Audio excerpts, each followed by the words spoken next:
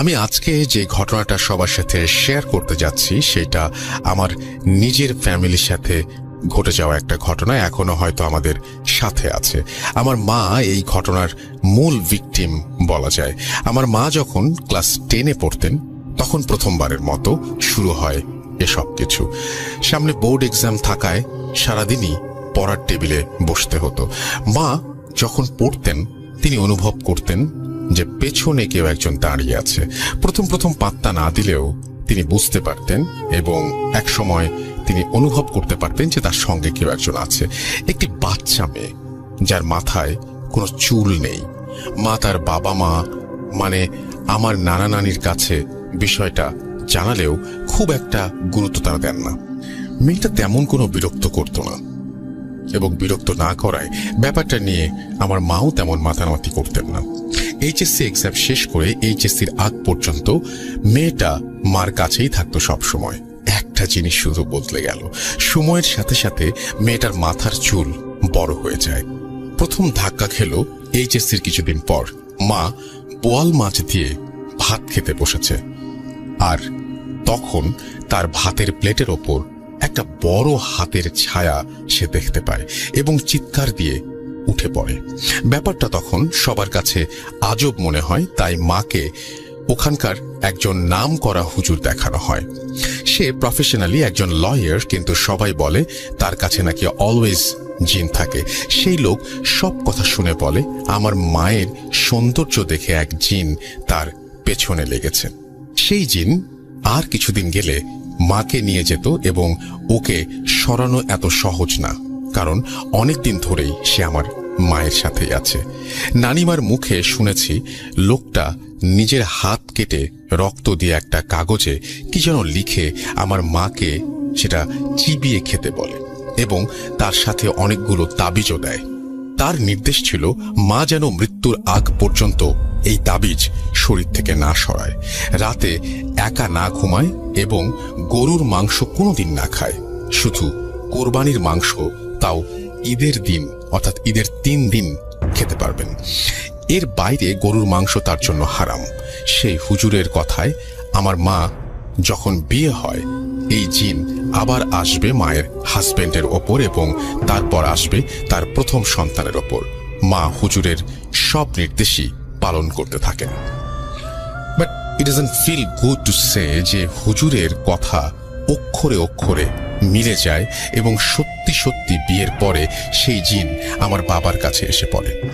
বাবা এসব বিশ্বাস করেন না বললেই চলে, তাই তার সাথে কি হয়েছে আমরা কেউ জানি না, কিন্তু সে সব সময় রাতে ঘুমানোর সময় দেখত তার পায়ের কাছে একটা বুড়া লোক বসে থাকে। তাদের বিয়ের কিছুদিন পরেই আমি জন্মাই এবং আবারও হুজুরের কথা মতো সেই জিন আমার ওপরে ভর করে প্রতি রাতে। নানিমা এবং আম্মুর মুখে শুনেছি আমি নাকি সারা রাত কান্না করতাম আর ফজরের আজান দেওয়ার সাথে সাথে চুপ হয়ে যেতাম। 9 মাস বয়স পর্যন্ত আমার সাথে জিনটা ছিল। তার মধ্যে একটা ঘটনা এটার প্রমাণ। আমার বয়স তখন 40 দিন।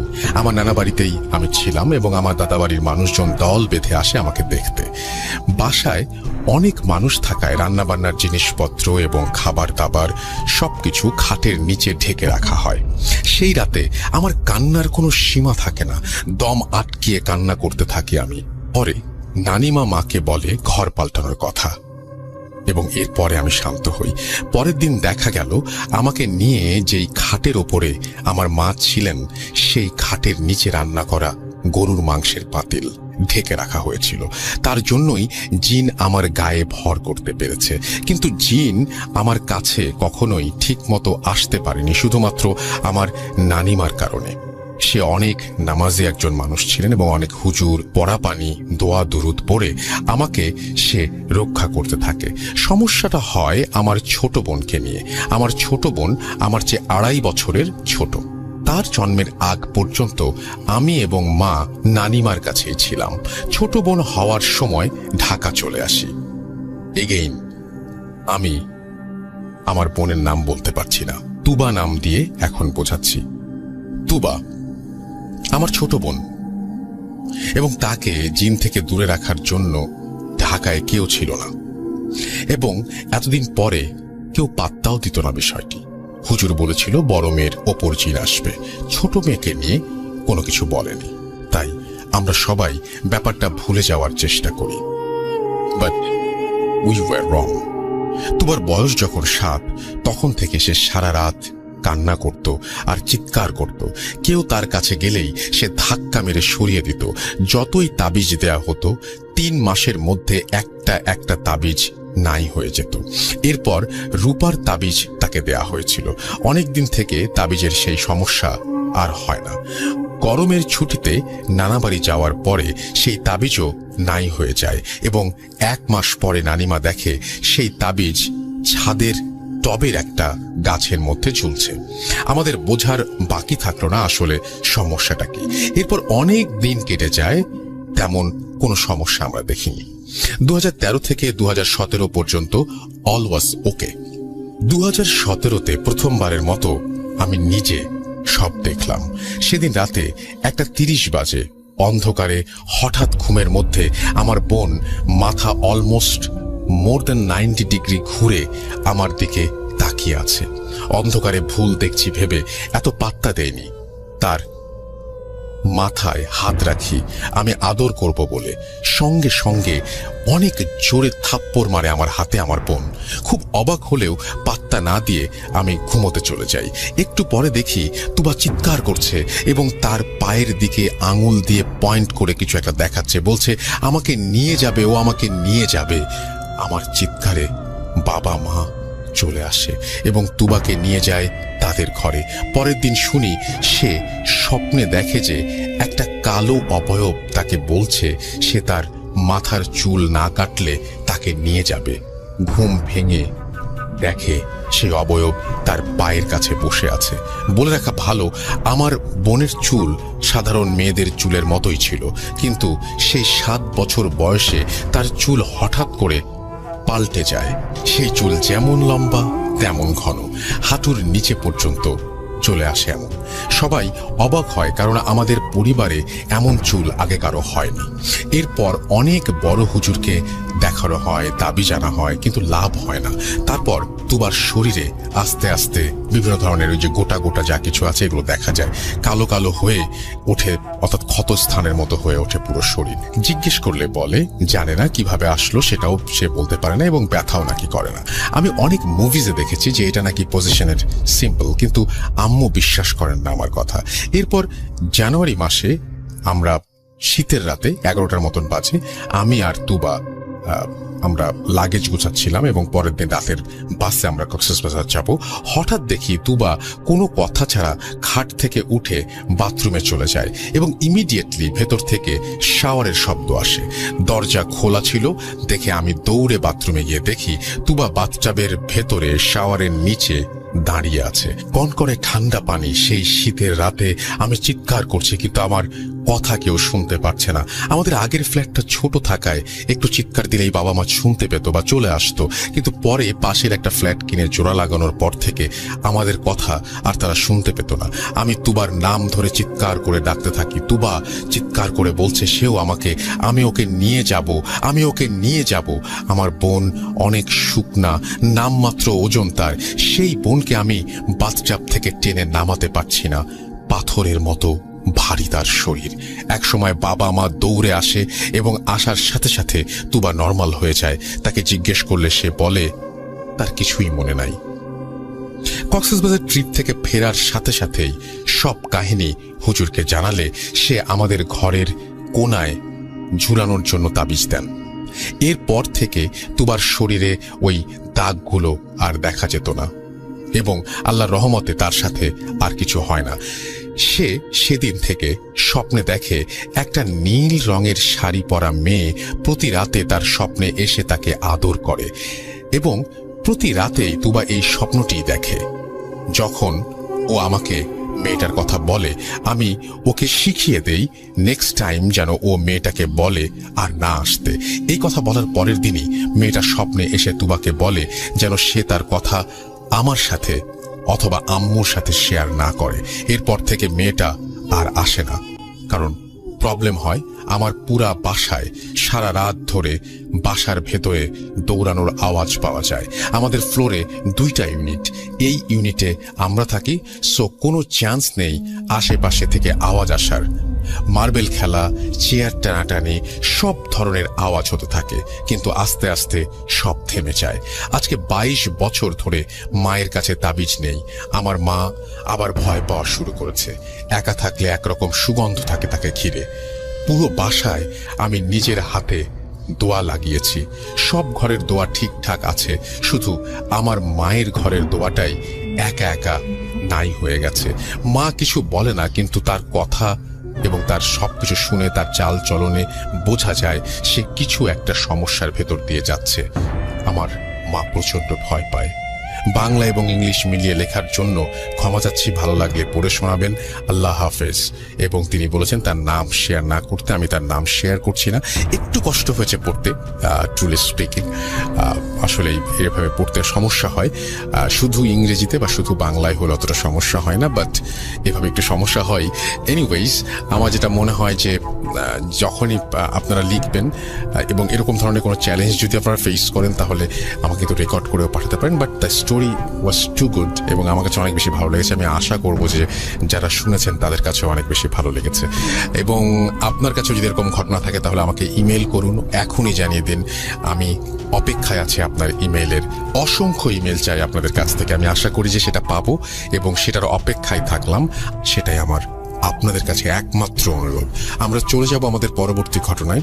আমরা একটু আগে যে ঘটনাটি শুনলাম, আপনাদেরকে বলেছি আমি অনেকবার যে আমার এরকম একটা ঘটনা ছিল যে আমার মনে হতো যে দরজার বাইরে কেউ বসে আছে, কিন্তু আমাকেও এরকম একজন ভদ্রলোক বলেছিলেন যে যিনি বাইরে বসে আছেন তিনি ভেতরে আসবেন না, আপনার কোনো ক্ষতি হবে না।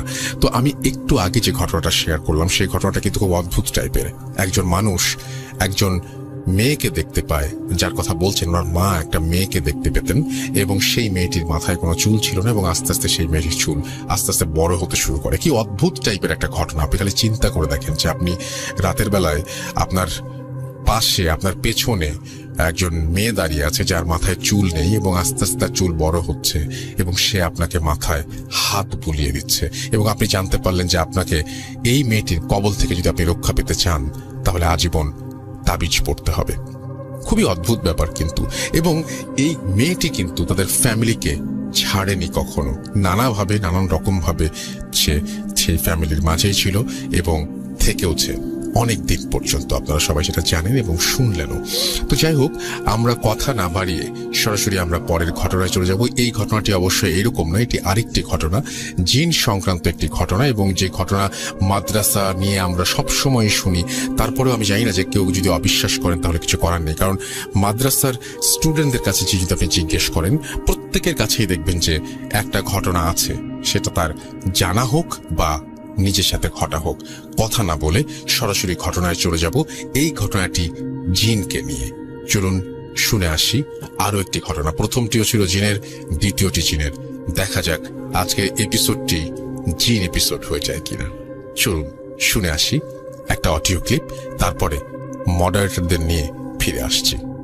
আসসালামু আলাইকুম রাসেল ভাই, আশা করি ভালো আছেন, কারণ আপনি সব সময় ভালো তলে। আমি চট্টগ্রাম থেকে মোহাম্মদ জিশানুর রহমান বলছি। যদি ভালো লাগে অবশ্যই আপনারা প্লে করবেন।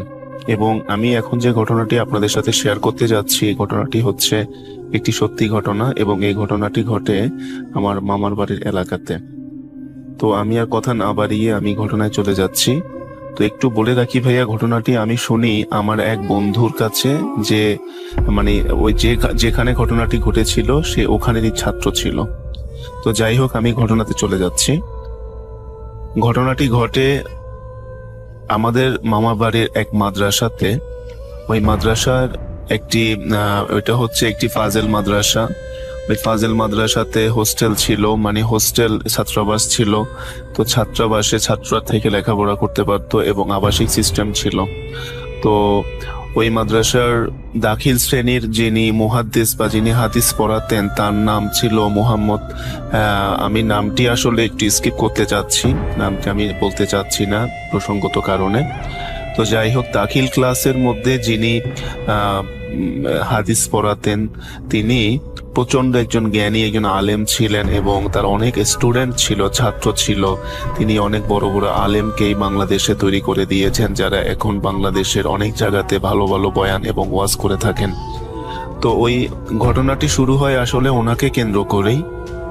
তো উনি শুধু দাখিল ক্লাস না, উনি যে কোনো নিচের ক্লাসের বা দাখিল ক্লাস হোক বা আলিম ক্লাস হোক, উনি যখন কোনো ক্লাস করাতেন, যেমন আমরা যখন টিচাররা যখন আমাদেরকে লেকচার দেয়, দেখা যায় যে টিচাররা আমাদের দিকে মুখ করে থাকে। সামনে যদি 100 বা 80-90 জন স্টুডেন্ট বসা থাকে, টিচাররা সবসময় স্টুডেন্টদের দিকে ফিরেই কিন্তু লেকচারটা দেন।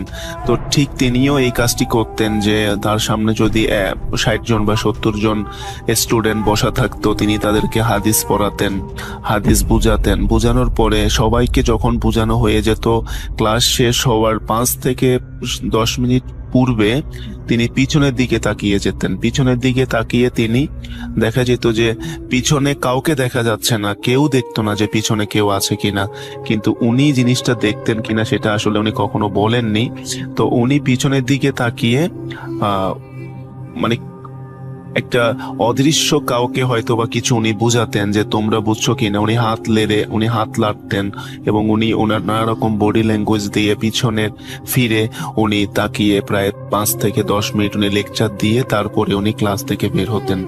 তো ঘটনাটা আসলে আপনারা হয়তো বা ক্লিয়ার হন নাই, আমি একটু ক্লিয়ার করে বলতে চাচ্ছি যে এরকম যে টিচার যখন ক্লাসের মধ্যে কথা বলে, স্টুডেন্টরা সবসময়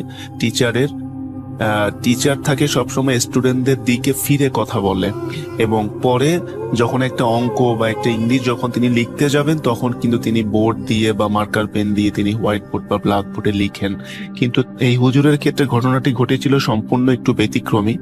তিনি যখন লেকচারটা দিতেন, তিনি তার লেকচার দেওয়ার শেষে করার আগে সকল স্টুডেন্টকে বুঝিয়ে উনি পিছনের দিকে তাকিয়ে যেতেন। পিছনের দিকে তাকিয়ে উনি কাউকে যেন বা অন্য কাউকে বা দেখা যাচ্ছে না বা সুপার ন্যাচারাল ব্যাপার ছিল, সেটা আসলে হুজুর কখনো বলেননি। তো উনি ওদেরকে বুঝাতেন। তো এই ঘটনাটি প্রায় ঘটতে থাকে বলতে আলিম ক্লাসে উনি একই কাজ করতেন, দাখিল ক্লাসে একই কাজ করতেন, ইভেন উনি 9-8 ক্লাসেও বা অন্যান্য ক্লাসে যদি হাদিস পড়াতেন বা অন্যান্য ক্লাস নিতেন, উনি একই কাজটি করতেন। তো এরকম ঘটনাটি আসলে ঘটতে থাকে এবং এক পর্যায়ে ছাত্রছাত্রীরা মনে করতে থাকে যে হুজুরের মাথায় মনে হয় কোনো সমস্যা আছে, না হলে হুজুর এরকম আচরণ কেন করবে। তো তারা এক পর্যায়ে দেখা যায় এর মধ্যে একটা থাকে না যে ক্লাসের মধ্যে কিছু দুষ্ট ছেলে থাকে যারা টিচারদের নানা রকম নাম দেয়, নানা রকম আজে বাজে নাম দিয়ে তারা ডাকে রাস্তাঘাটে, একটু টিচারদেরকে একটু ইনসাল্ট করার চেষ্টা করে। তো এরকম ওই দাখিল ক্লাসের মধ্যে দুই একটা ছেলে ছিল যারা হুজুরকে রাস্তা দেখলে হুজুরকে পাগল বা মেন্টাল বলে এরকম বলে দৌড় দিত। তো এই জিনিসটা হুজুর খুব মনে কষ্ট পেতেন। তো হুজুর কখনো কাউকে কিছু বলেননি বা কাউকে কখনো শাস্তি দেননি। তো উনি ওনার মতো করে পাঠদান দিয়ে যাচ্ছিলেন। এটা তো এইভাবে ঘটনাটি অনেকদিন যায়। অনেকদিন যেতে হুজুর কিন্তু একই কাজ বারবার করছেন। তো স্টুডেন্টরাও একটু অস্বস্তির মধ্যে পড়ে যাচ্ছে যে হুজুর পিছনের দিকে তাকিয়ে কাদের সাথে কথা বলেন বা কাদেরকে লেকচার দিচ্ছেন। তো এই ব্যাপারগুলো আসলে দেখা যায় কিছু বাচ্চারা মানতে পারে না, কিছু ছাত্ররা মানতে পারে না। তো কিছু ছাত্ররা হোস্টেল যিনি সুপারিনটেন্ডেন্ট থাকেন ওনার কাছে গিয়ে ওরা কিছু একটা নালিশ নিয়ে যায় যে এরকম আমাদের মুহাদ্দিস হুজুর এরকম ক্লাসের মধ্যে এরকম অস্বাভাবিক আচরণ করছেন। তো এখানে বলে রাখা ভালো যে ওখানে মাদ্রাসার যিনি সুপারিনটেন্ডেন্ট ছিলেন বা যিনি প্রিন্সিপাল ছিলেন, উনি কিন্তু এই হুজুরের খুব ভালো একজন বন্ধু ছিলেন। উনি একই সাথে লেখাপড়া করে দুজন আলেম হয়ে কিন্তু বের হয়েছেন। কাজেই ওই হুজুরের ব্যাপারে কিন্তু এই সুপারিনটেন্ডেন্ট হুজুর সবই জানতেন এবং উনি কাদের সাথে পিছনে থাকিয়ে কথা বলেন তিনি তাও কিন্তু জানতেন। তো ওই বাচ্চাদেরকে হুজুর বুঝিয়ে বলেন যে না, তোমাদের ওস্তাদ আমি জানি উনি ঠিকই আছে, তোমরা শুধু ওনা থেকে পড়াটা আদায় করে নাও, তোমরা ওনাকে কোনো রকমের আজে বাজে নামে ডেকো না বা তোমরা ওনাকে কোনো ডিস্টার্ব করো না, তোমরা জাস্ট ওনা থেকে পড়াটাকে বুঝে নিবা, এর বাইরে উনি যা করে করুক তোমাদের সেটা দেখার বিষয় না। তো এক প্রকারে আর কি কথাটাকে উনি স্কিপ করে যান। তো এইভাবে অনেকদিন চলতে থাকে এবং হুজুর এভাবে প্রতিদিনই ক্লাস নিতেন। প্রতিদিন ক্লাস নিয়ে উনি চলে যেতেন। চলে যাওয়ার আগে উনি প্রায় 5 থেকে 10 মিনিট উনি পিছনে তাকিয়ে লেকচার দিতেন, তারপরে ক্লাস থেকে বের হয়ে যেতেন। তো এভাবে ক্রমান্বয়ে চলতে চলতে দেখা গেল যে রমজান মাস চলে আসে। রমজান মাসে দেখা যায় অনেকগুলো মাদ্রাসা, দেখা যায় 15 রমজানের পরে ছুটি হয়, কোনো কোনো মাদ্রাসা দেখা যায় 20 রমজানে ছুটি হয়, আবার কোনো কোনো জায়গায় দেখা যায় পহেলে রমজান থেকে ছুটি হয়ে যায়।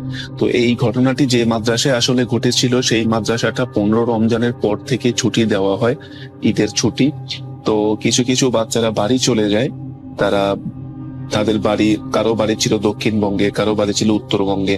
তো দেখা যায় তারা চলে যায়। এর মধ্যে দুই একটা বাচ্চা থেকে যায়, কারণ তাদের বাড়ি ছিল অনেক দূরে। তারা চিন্তা করে যেহেতু এই সময়টাতে কোনো স্টুডেন্ট থাকতেছে না ছাত্রাবাসে, কাজে এই সময়টাতে আমরা একটু মন দিয়ে পড়ালেখা করতে পারবো। তাই দুই একটা বাচ্চা হোস্টেল মধ্যে রয়ে যায়। এবং একটু একটা জিনিস বলতে ভুলে গিয়েছি, যে হুজুরটা মুহাদ্দেস বা যিনি ওই মানে ক্লাসগুলো করাতেন, উনি কিন্তু হোস্টেল সুপার ছিলেন। তো হোস্টেল সুপার বাধ্য হয়ে যান, মানে ওই হুজুরটা থাকতে বাধ্য হন, যেহেতু সবগুলো বাচ্চা এখনো চলে যায়নি। তাই তিনি ওই বাচ্চাগুলোর দায়িত্ব নিয়ে ওই মাদ্রাসাতে স্টে করেন ঈদ পর্যন্ত। তো রাসেল ভাই, ঘটনা যেটা আসল ঘটে সেটা শুরু হয় ওই সব ছাত্ররা চলে যাওয়ার 2 থেকে 3 দিন পরে রাতের বেলা। রমজান মাসই ছিল। তো রমজান মাসে সবাই তারাবির নামাজ পড়ার পরে খাওয়া দাওয়া করে খুব আর্লি সবাই ঘুমাতে চলে যায়। মাদ্রাসাতে নিয়মটা হচ্ছে এটা, যে এশার নামাজ তারাবিটা পড়েই তাড়াতাড়ি কিন্তু ঘুমিয়ে যেতে হয়। তারপরে আবার দেখা যায় যে সেহরির আগে আগে উঠে তাহাজ্জুদ নামাজ পড়তে হয়। তো যাই হোক, তো একটা ছেলে, যে ছেলেটা হুজুরকে খুব বেশি ডিস্টার্ব করতো, ও কিন্তু আসলে মাদ্রাসার হোস্টেলে থাকতো। তো ওই ছেলেটা নামাজ এবং তারাবির নামাজ শেষ করে সে রাতের বেলা মানে 9টা কি 9:30টার দিকে সে ক্যান্টিনে তার রাতের খাবারটা সে গ্রহণ করতে যায়। তো রাতের খাবারটা আবার খেয়ে সে সুন্দর মতো তার যে রুমে সে থাকে, সেই রুমে আর কেউই ছিল না, সে একা ছিল। সবাই যেহেতু বাড়ি চলে গেছে, সে ঘুমানোর জন্য প্রস্তুতি নেয়। সে ঘুমিয়ে যাওয়ার চেষ্টা করে। সে 10টা কি 10:30টার দিকে সে ঘুমিয়ে যায়। তো যেহেতু সেহরি খেতে উঠতে হবে, সে আগে আবার তাহাজ্জুদ পড়তে উঠতে হবে, তাই সে চিন্তা করে যে একটু ঘুমিয়ে নিই, 2-1 ঘন্টা ঘুমালে শরীরটা একটু ভালো থাকবে। তো যেই কথা সেই কাজ, ছেলেটা মশারি টাঙিয়ে সুন্দর মতো তার বেডটাকে গুছিয়ে সে শুয়ে যায়। তো শুয়ে যাওয়ার কিছুক্ষণ পরে তার ঘুমিয়ে যায়।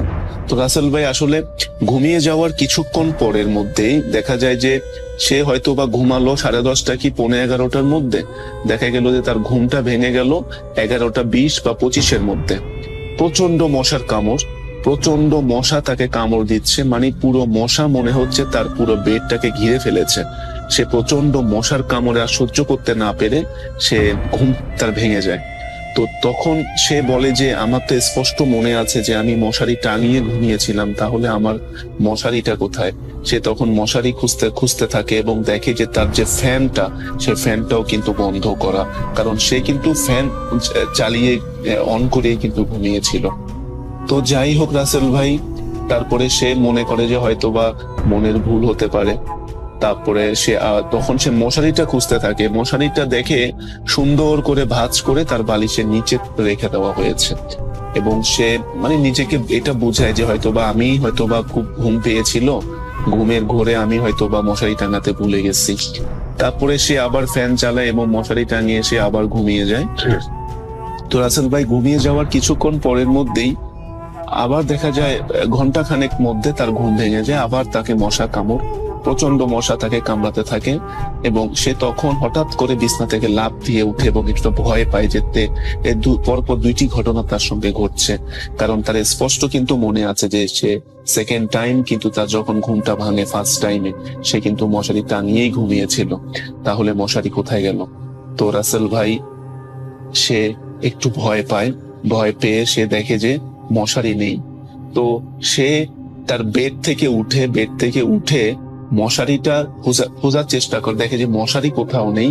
তাই সে তার রুমে লাইটটা জ্বালানোর জন্য তার বেড থেকে কিন্তু লাইটটা হাত দিয়ে ধরা যেত বা পাওয়া যেত। সে তাই হাত দিয়ে তার বেড থেকে লাইটটাকে যখন ক্লিক করতে গেল সুইচে, দেখলো কি যে সেখানে কোনো লাইটের সুইচ নেই। তখন হঠাৎ সে বলল যে কি ব্যাপার, আমি তো সব সময় ঘুমাতে যাওয়ার আগে আমি শুয়ে থেকে আমি লাইটটা অন করি, তাহলে আমি কেন এখন লাইট অন করতে পারতেছি না?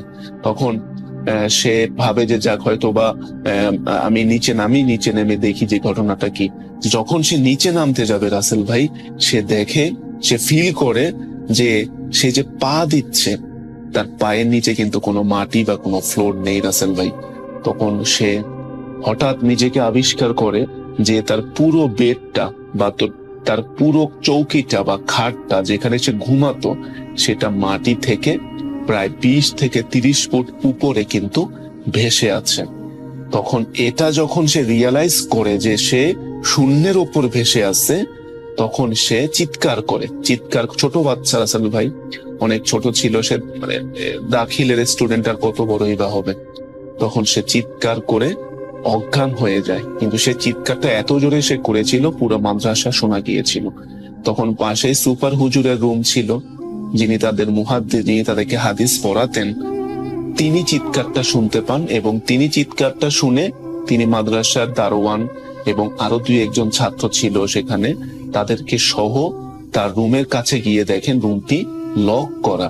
তো দারোয়ানকে বলে, দারোয়ান তুমি রুমটাকে ভেঙে ফেলো, তারপরে রুমটা খুলো।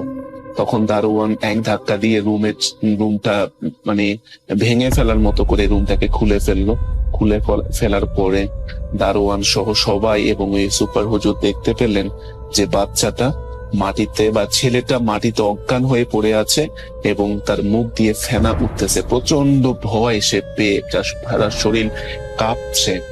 তখন হুজুররা দোয়া কালাম পড়ে সূরা কালাম তেলাওয়াত যেটুকু ওনারা করে ফু দিয়ে একটু পানি খাইয়ে ছেলেটার সেন্স আনার চেষ্টা করে। তো প্রায় আধা ঘন্টা পর ছেলেটার একটু সেন্স আসার পরে ছেলেটাকে জিজ্ঞাসা করা হয় যে কি হয়েছে, তুমি কেন এত ভয় পাইলা?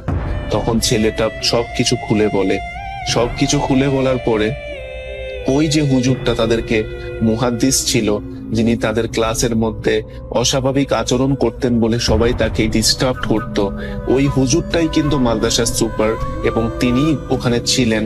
তো উনি ঘটনাটা ছেলেটাকে বলার পরে বলেন, দেখো বাবা, আমি যখন তোমাদের ক্লাস করাই আমার পিছনে প্রায় 40 থেকে 50টা জিন এসে আমার ক্লাস করে, ওরা আমার ছাত্র। তো তোমরা ওদেরকে দেখো না, কিন্তু আমি দেখি ওরা আমার পিছনে বসে এবং তোমরা আমার সামনে বসো। কাজেই আমি যে সকল পড়াগুলো পড়াই ওরা সেই পড়াগুলো শিখে ওরা জ্ঞান অর্জন করছে, ওরা আলেম হচ্ছে, ওরা মুসলিম জিন। কাজেই তোমাদের পড়া শেষ করে আমি ওদেরকে পড়া বোঝানোর জন্য পিছনের দিকে ফিরে তাকাতাম, কিন্তু ব্যাপারটা তোমরা ভালোভাবে দেখোনি, তার জন্য তোমরা আমাকে রাস্তাঘাটে অনেক অপদস্থ করেছো, অনেক আজে বাজে নাম তোমরা ডেকে আমাকে অপমান করার চেষ্টা করেছো। আমি মনে কষ্ট পাইনি, কিন্তু আমার সেই জিন ছাত্রগুলো যেগুলো ওরা মনে কষ্ট পেয়েছে এবং মনে কষ্ট পেয়ে ওরা আজকে তোমাকে একটু ভয় দেখিয়েছে। তো এই ঘটনাটি যখন ছাত্রটাকে বলা হয়, ছাত্রটা প্রচন্ড ভয় পায় রাসেল ভাই, ভয় পাওয়ারই কথা। তো সে হুজুরের কাছে মাপ চাওয়ার পরে হুজুর তাকে মাফ করে দেন এবং সে আর ওই ছাত্রাবাসে থাকার কোনো সাহস তার হয় না। সে ঈদের ছুটি ছিল তাই সে তার মালসামানা নিয়ে পরদিনই সে তার বাড়ি রওনা হয়ে যায় রাসেল ভাই। তো রাসেল ভাই, এই হচ্ছে ঘটনা। তো আমার জানা এরকম অনেক মাদ্রাসা এবং অনেক শিক্ষা প্রতিষ্ঠানও কিন্তু রয়েছে, যে সকল কলেজ মাদ্রাসা বা বিশ্ববিদ্যালয়ও আছে আমার জানা মতো, আমি নাম বলতে চাচ্ছি না। পাকিস্তানেও আছে, বাংলাদেশেও আছে কিছু ভার্সিটি যেখানে জিন জাতিরা মানুষের রূপ ধরে লেখাপড়া করছে। এবং কুমিল্লার সৈয়দপুর যে মাদ্রাসাটা, সেই মাদ্রাসায় কিন্তু প্রায় 200 থেকে 250 জিন কিন্তু মানুষের রূপে লেখাপড়া করছে। তো হয়তো আমরা সেগুলো দেখি মানুষের মতো, কিন্তু তারা আসলে কিন্তু মানুষ নয়। তো রাসেল ভাই, এই ছিল ঘটনাটি একদম সত্যি। অবশ্যই আপনারা যদি ভালো লাগে আশা করি প্লে করবেন এবং দোয়া করবেন। আসসালামু আলাইকুম। আপনাদের সবাইকে আমন্ত্রণ জানাচ্ছি ভূত.com-এ। আশা করছি সবাই ভালো আছেন এবং ভালোর দলে আছেন। আমি রাসেল আছি আপনাদের সাথে এবং আজকে একটা স্পেশাল এপিসোড। আমাদের যারা মডারেটর আছেন তারা বাসা থেকে বের হয়েছেন এবং ভূত.com-এর এই স্টুডিওতে হাজির হয়েছেন, তাদের সেই ভালোবাসার জায়গা, এবং সেখানেই তারা তাদের ঘটনাগুলো শেয়ার করতে চান। আমার সাথে এই মুহূর্তে বসে আছেন যারা আপনার সাথে রেগুলার কথা বলেন। 3 জন আছেন, তাদের কাছ থেকে আমরা একে একে শুনবো এবং একজন এসেছেন তার মধ্যে আরিফ যশোর থেকে। তো আমরা সবার সাথেই কথা বলবো। আমার মনে হয় যে আজকের সময়টা আপনাদের ভালো কাটবে। যদি আপনাদের কোনো প্রশ্ন থাকে তাহলে আপনারা জানাতে পারেন ফেসবুকে, যদি আপনাদের কোনো ঘটনা থাকে তাহলে আমাদের ইমেইল করতে পারেন। আমাদের ইমেল অ্যাড্রেস হচ্ছে russell.booth.com@gmail.com, which is russell.booth.com@gmail.com। আমরা চলে যাব আমাদের পরের ঘটনায়। তো এখন আমাদের যে গেস্ট রয়েছেন তার নামটা আমরা একটু জানবো। আপনার নামটা প্লিজ একটু বলবেন। আসসালামু আলাইকুম লিসেনার, আমি আরিফুল ইসলাম, বুথ.com এর যশোর জেলার মডারেটর। আপনি যশোর জেলার মডারেটর এবং আপনি যশোর থেকে অনেক কষ্ট করে এসেছেন এবং আপনি অনেক রিস্ক নিয়ে এসেছেন বলবো, এবং আপনি চমৎকারভাবে একটা ঘটনা বলছিলেন বাইরে, যে ঘটনাটা আমরা শুনছিলাম। এই ঘটনাটি যদি একটু বলতেন আমাদেরকে। তো লিসেনার, ইতিমধ্যে হয়তো বুথ.com এ আমার পাঠানো সেই শ্মশানের ভিডিওটি অনেকেই দেখে থাকবেন। আমি আজকে যে ঘটনাটি শেয়ার করব আপনাদের সাথে, ঘটনাটি ঠিক ওই শ্মশানকে কেন্দ্র করে ঘটা। তো আপনাদের ইতিমধ্যে আমি সেই শ্মশানের ভয়াবহতা সম্পর্কে অনেকটাই পরিচিত করেছিলাম সেই ভিডিওতে। তো চলুন শুরু করা যাক সেই ঘটনাটি যার সাথে ঘটে তার নাম হচ্ছে দিলীপ। আসলে তার রিয়েল নাম সে আসলে বলতে চায় না, তো তার ধরে নেওয়া যায় একটা ছদ্মনাম দিলীপ। তো দিলীপ উনি হচ্ছে পেশায় একজন জেলে, উনি সনাতন ধর্মেরই একজন মানুষ। তো পরবর্তীতে আমি ওনার সাথে কথা বলি এবং কথা বলে ওনার থেকে আমি ঘটনাটি কালেক্ট করি। তো উনি যেভাবে আমাকে ঘটনাটি বলেছে আমি আপনাদেরকে ঠিক সেভাবেই বলার চেষ্টা করব ইনশাআল্লাহ। তো চলে যাই ঘটনায় প্লিজ। উনি যেভাবে বলেছে সেটা হচ্ছে যে উনি হচ্ছে পেশাগত কারণে উনি পেশায় জেলে, তো হচ্ছে জাল টানার কাজে ওনাকে বিভিন্ন জায়গায় যেতে হতো। ঘটনাটি যেই দিন ঘটে সেদিন হচ্ছে অমাবস্যা রাতের ঘটনা আসলে। তো উনি হচ্ছে তার আগের দিন একটি কাজ পায় যশোর জেলার কোনো একটি প্রজেক্টে, মাছের প্রজেক্টে জাল টানার। তো তার কাজটি হচ্ছে যে সেখানে গিয়ে সে জাল টানবে এবং মাছ ধরে মালিক পক্ষকে বুঝে দেবে, এবং মালিক পক্ষ সেই মাছগুলো খুলনায় রূপসাঘাটে বিক্রির উদ্দেশ্যে পাঠাবে রাতে। তো রীতিমতো উনি এবং ওনার সাথে যে কাজ করে কয়েকজন সহকর্মী পাশের গ্রাম রূপদিয়াতে থাকে। তো সেখান থেকে তারা ডিসিশন নেয় যে পরবর্তী দিন দুপুর 12টা নাগাদ সেই প্রজেক্টে যাবে জাল টানতে। তো ঘটনাটি হচ্ছে যে তারা যে টাইমে যাবে তাদের গ্রামের ওখান থেকে যে স্পটটি আসলে যেখানে সে কাজ করতে যাবে তার মোটামুটি ডিস্টেন্স হচ্ছে সাইকেল যোগে যেতে হয় 2 থেকে 3 ঘন্টা লাগে। 2 থেকে 3 ঘন্টা লাগে। আর সেই সময় আপনারা অনেকেই জানেন যে আজ থেকে প্রায় 10 বছর আগের ঘটনা এটি। তো আপনারা মোটামুটি হয়তো অনেকেই জানেন যে সেই সময় সাইকেলে ছিল একমাত্র নির্ভরযোগ্য যাতায়াতের মাধ্যম। তো সাইকেল নিয়ে তারা হচ্ছে ডিসিশন নেয় যে পরের দিন তারা সেই প্রজেক্টে জাল টানতে যাবে সাইকেল নিয়ে। তো যেই ভাবা সেই কাজ, তারা হচ্ছে তার সহকর্মীকে নিয়ে পরের দিন সেখানে তারা সেই স্থানের উদ্দেশ্যে রওনা দেয় আসলে কাজ করতে। তো তার সাথে সহকর্মীদের সাথে একটা আলোচনা করে যে তারা দুপুরের খাবারটা সেই স্থানে পৌঁছে খেয়ে নিবে এবং তাদের খাওয়া দাওয়া শেষে তারা হচ্ছে জাল টানার কাজটি করবে। তো যেতে যেতে তাদের মোটামুটি দুপুর গড়িয়ে যায়। তারা ওখানে গিয়ে খাওয়া দাওয়া করার পরে আপনার হচ্ছে মাছ ধরার যে কাজটি শুরু করে দেয়। তো কাজ শুরু করার পরে সব কাজ শেষ করতে করতে প্রায় হচ্ছে সন্ধ্যা হয়ে যায়। আর আমি যে ঘটনাটি আপনাদের সাথে শেয়ার করতেছি সেটা হচ্ছে যশোর জেলার সারাপল ইউনিয়নের কালাবাগায় অবস্থিত। তো আপনারা যারা যশোর জেলার লিসেনার আছেন তারা হয়তো অনেকেই জানেন যে কালাবাগা নামক যে স্থানটি, এখানে আগে দিনের বেলাতে প্রচুর পরিমাণ ডাকাতি ছিনতাইয়ের মতো ঘটনা হতো, আর সেখানে রাত। তো যেহেতু তাদের হচ্ছে কাজ শেষ করতে করতে সন্ধ্যা হয়ে যায়, তো তারা একটু চিন্তায় পড়ে যায়, যেহেতু তারা যে রাস্তা দিয়ে আসবে সেটা হচ্ছে দিনের আলোতে, সেখানে হচ্ছে বিভিন্ন ছিনতাই বা ডাকাতি এই ধরনের ঘটনা ঘটতো। তো তাদের কাছে জাল এবং কিছু জিনিসপত্র থাকে, সেগুলো নিয়ে তারা চিন্তিত। তো তারা দেরি না করেই সে এবং তার সহকর্মীরা তাদের বাসার উদ্দেশ্যে রওনা দেয় সন্ধ্যাবেলায়। তো দিতে দিতে মোটামুটি কিছুটা রাত হয়। তো তারা যেখান থেকে আসবে, আগে বলে রাখা ভালো সেটা হচ্ছে তার সাথে যে সহকর্মীগুলো আছে তাদের বাসা হচ্ছে পাশের গ্রাম রূপদিয়াতে, আর তার বাসাটি হচ্ছে ঘুটো গ্রামে। তো দুইজন তাদের হচ্ছে সহকর্মীরা যাবে হচ্ছে ডান দিকের রাস্তায় এবং তার বাকিটা গ্রামের রাস্তা তাকে একাই যেতে হবে সেই শ্মশানের সামনে দিয়ে। তো যেইভাবে সেই কাজ তারা হচ্ছে বাসার উদ্দেশ্যে রওনা দেয়। রওনা দেওয়ার পরে তারা যখন আস্তে আস্তে তাদের যে নির্ধারিত স্থান সেই রাস্তার মোড়ে চলে আসে, সেখান থেকে তাদেরকে আলাদা যেতে হবে। তাদের সহকর্মীরা হচ্ছে ডান দিকের রাস্তায় যাবে এবং যে দিলীপ উনি যাবে হচ্ছে বাম দিকের রাস্তায়। তো তার সহকর্মীদের টাকা পয়সা বুঝিয়ে দিতে দিতে মোটামুটি রাত আনুমানিক 10টা হয়ে যায়। তো তখনকার সময় 10টা মানে গ্রাম সাইডে অনেক ব্যাপার, অনেক রাত। তো তার কাছে সাইকেল এবং একটা ছোট টর্চ লাইট ছিল, যেটার আলো মোটামুটি হচ্ছে চার্জ শেষ হয়ে যায় আস্তে আস্তে।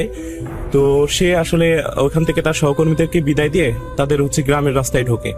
গ্রামের রাস্তা দিয়ে যখন আসতেছে তখন অমাবস্যা রাত, মোটামুটি আকাশে চাঁদ ছিল, তার আসার রাস্তাটা মোটামুটি স্পষ্টই দেখা যাচ্ছিল, যার কারণে সে বাড়ির উদ্দেশ্যে রওনা দেয়। তো সে আস্তে আস্তে ভাবলো যে তার পকেটে থাকা একটা সিগারেট জ্বালাবে। যখন সে সিগারেটটা জ্বালাতে যায়, গিয়ে দেখে যে তার পকেটে লাইটারটা নেই। সে ভাবতেছে যে তার সহকর্মীদের হয়তো লাইটারটা দিয়ে আসছে।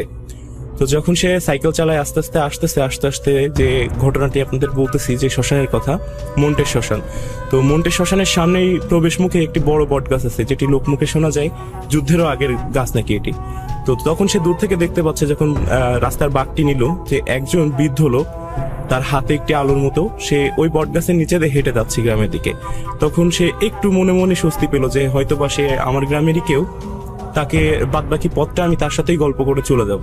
তো এইভাবে সে একটু দ্রুত সাইকেল চালায়, সে বৃদ্ধর কাছে আসে।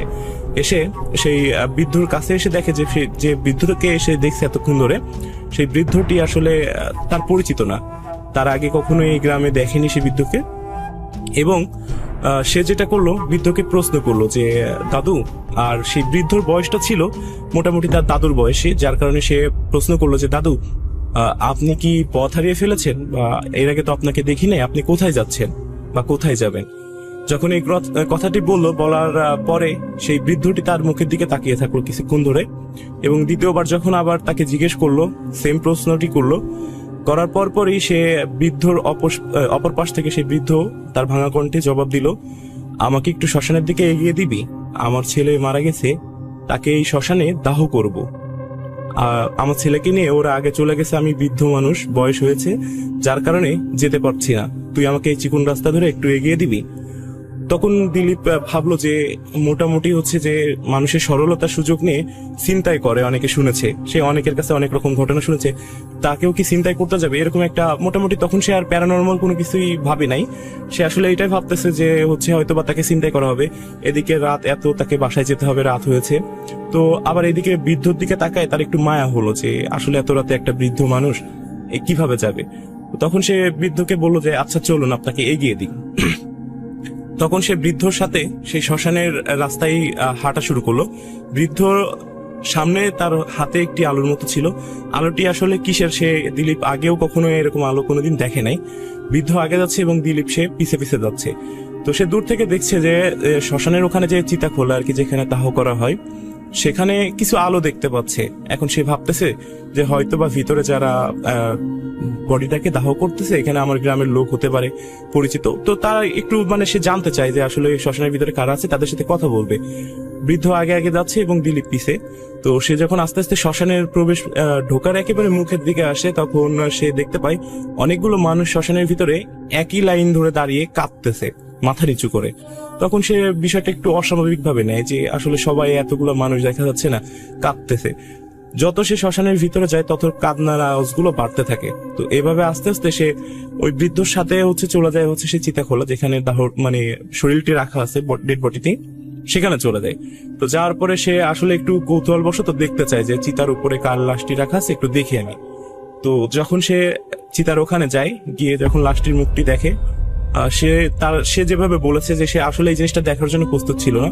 সেটা হচ্ছে এতক্ষণ যে বৃদ্ধ মানুষটাকে সে এগিয়ে নিয়ে আসলো এই পথ ধরে, সেই বৃদ্ধ মানুষটি এই চিতার উপরে শুয়ে আছে। এটা দেখার পরে তার মাথার উপরে আকাশ ভেঙে পড়লো, যে আসলে তার সাথে আর বুঝতে বাকি রইলো না যে তার সাথে আজকে কি ঘটতে যাচ্ছে। তো সে তার সাথে আসা সেই বৃদ্ধকে দেখার জন্য পিছনে ঘুরলো যে বৃদ্ধটা কোথায় আছে। তো সে খেয়াল করে দেখে সে বৃদ্ধ তার থেকে 3 থেকে 4 হাত দূরে দাঁড়িয়ে আছে, আর তার দিকে বিচ্ছিরি রকমের একটি হাসি দিচ্ছে। আর তার সেকেন্ডের ভিতরে তার চেহারার আকৃতি বদলে যায়। তার বর্ণনা মতে তার মুখটি ছিল যে পাথর দিয়ে কেউ যদি কাউকে থেতলে দেয় মুখটা, ঠিক সেরকমই মুখটার চেহারার আকৃতি চলে আসে, এবং তার মুখ বেয়ে রক্তগুলো তার যে গেঞ্জিটা পরা ছিল আসলে সাদা রঙের গেঞ্জি, সেই গেঞ্জিতে পড়তেছে। তো এটা দেখে আসলে সে তার ভগবানের কাছে সে প্রার্থনা করতেছে যে সে সেন্সলেস হচ্ছে না কেন, তার একটা চাওয়া যে কেন সে সেন্সলেস হচ্ছে না। তো এটা দেখে আমার মনে হয় না যে সে ওখানে আর দাঁড়িয়ে থাকতে পারবে। তখন সে ভগবানের নাম নিয়েই দৌড়াতে যাবে, এমন সময় সে অনুভব করে তার কেউ একজন তার হাত টেনে ধরেছে। যখনই সে আসলে যত রকম মন্ত্র জানে, ভগবানকে স্মরণ করতে থাকে, তো তারপর পরে তার হাতটি ছেড়ে দেয়, সে কোনো রকম মানে প্রাণপণে দৌড়ে শ্মশানের সামনে ওই বট গাছটির নিচে চলে আসে। আসার পরে খেয়াল করে তারই গ্রামেরই পরিচিত 3 জন মানুষ ওখানে একটা আলো নিয়ে, মানে হেরিকেন টাইপের একটি আলো নিয়ে দাঁড়িয়ে আছে। তখন সে একটু নিজের ভিতরে একটু স্বস্তি পায় যে আমার পরিচিত মানুষ, তাদেরকে সব ঘটনা খুলে বলবো। তখনই তাদের কাছে যায়, গিয়ে সে যখন ঘটনাটি তাদের কোনো কথা বলার সুযোগ দেওয়ার আগে সে ঘটনাটি তাদের সাথে বলা শুরু করে যে আমি এমন একটি মানুষকে এগিয়ে দিয়ে আসছি, তার চেহারার আকৃতি এমন, আমি এরকম এরকম দেখেছি। যখনই সে তার বলাটা শেষ করে, তাদের ভিতর থেকে একজন সেই হেরিকেনের আলোটি তার মুখের দিকে ধরে দিলীপকে বলতে থাকে, দিলীপ দেখ তো হচ্ছে তাদের চেহারা আমাদের মতো কিনা। সে সাথে সাথে তাদের দিকে তাকিয়ে মানে আরো একটি ভয় পায় যে সেম যে বৃদ্ধটাকে এতক্ষণ দেখছিল, যে ভয়টি সে পেল, তাদের 3 জনের একই রকমই সে চেহারা। তো এটা দেখে সে দৌড়াতে যায়, তাদের ভিতর থেকে একজন তাকে ধরে সে শ্মশানের দিকে টেনে হেঁচড়ে নিয়ে যেতে চায়। তো তখন সে ভগবানকে ডাকে বিভিন্নভাবে এবং বিভিন্ন মন্ত্র পড়তে থাকে। এক পর্যায়ে তাকে যখন ছেড়ে দেয়, তারপরে সে যখন কিছু দূর দৌড়ে যায়, যাওয়ার পরে সে সেন্সলেস হয়ে যায়। পরবর্তী সময় যখন তার সেন্স ফেরে, আসলে সে দেখে তার বাসায় শুয়ে আছে এবং সে পরবর্তীতে জানতে চায় যে আসলে তার সাথে কি হয়েছিল। তো পরে তার বাসার লোকজন যে কথাটি বলে, কথাটি হচ্ছে যে সে আসলে সেন্সলেস হয়ে পড়েছিল ওই শ্মশান থেকে কিছু দূরে একটা পুরাতন বাসা আছে, সেখানে তাকে পুঁতে রাখা হয়েছিল কোমর পর্যন্ত। আর ওই দিন রাতে বাজার থেকে ফিরতেছিল কিছু লোক দেরি করে, যার কারণে তারা যখন ওই রাস্তা দিয়ে আসতেছিল, আসার পরে তাকে দেখে যে একটা মানুষকে পোতা আছে, আর যেখানে পুঁতে রেখেছিল সেটা রাস্তা থেকে 2 থেকে 3 হাত দূরে। তো তাকে পোতা ছিল কোমর পর্যন্ত এবং তার মুখটা করা ছিল ওই শ্মশানের দিকে, মন্টের শ্মশানের দিক করেই মুখটা পুঁতে রাখা হয়েছিল। তারপরে সে দীর্ঘদিন যাবৎ প্যারালাইজ ছিল, এখনো পর্যন্ত সে আসলে স্বাভাবিকভাবে হাঁটতে পারে না, লাঠি ভর করে হাঁটে। তার সাথে কথা বলা হয়েছিল এবং সে বিভিন্ন রকম ডাক্তার, কবিরাজ এবং তান্ত্রিক দেখানোর পরেও কোনো রকম কোনো লাভ হয়নি, তার বেশি একটা শারীরিকভাবে উন্নতি হতে পারেনি। তো এই ছিল রাসেল ভাই আমার ঘটনা। ওকে, আমি একটা জিনিস জানতে চাই আপনার কাছে, সেটা হচ্ছে যে এই ঘটনাটা কোথায় ঘটেছিল, যদি আরেকবার সবাইকে বলতেন। আচ্ছা, এই ঘটনাটি ঘটেছে হচ্ছে যশোর জেলার সারাপোল ইউনিয়নের কালাবাগাই যে শ্মশানটি আছে, মন্টের শ্মশান, ওই জায়গাটায় ঘটেছে ঘটনাটি। ওকে, আর এটা তো সত্যি একটা ঘটনা, রাইট? জি জি জি। আমি পরবর্তীতে লিসেনার আপনারা যারা শুনছেন, আপনারা হয়তো ইতিমধ্যে দেখেছেন যে ভূত.com এর পেজে আমার ভিডিও ক্লিপটি। তো পরবর্তীতে আমি হচ্ছে ঘুটোগ্রামে তার সাথে আমি কন্ট্যাক্ট করে তার থেকে ঘটনাটি কালেক্ট করা। আপনারা ওই গ্রামে যারা আছেন বা আপনারা চাইলে খোঁজ নিতে পারেন আশেপাশে, যে ওখানে ওই গ্রামে এই ঘটনাটি আসলে প্রচলিত আছে, আর এই ঘটনাটি অ্যাভেলেবেল, সবাই জানে আর কি মোটামুটি। অনেক ধন্যবাদ আপনাকে, স্পেশালি আপনি যে এত কষ্ট করে যশোর থেকে এসেছেন এবং আবারও ফিরে যাবেন। আমি চাই যে আপনি সুস্থভাবে ফিরে যান এবং আপনাকে অনেক অনেক অনেক অনেক ধন্যবাদ স্টুডিওতে এসে এই ঘটনাটি শেয়ার করার জন্য। ভালো থাকবেন।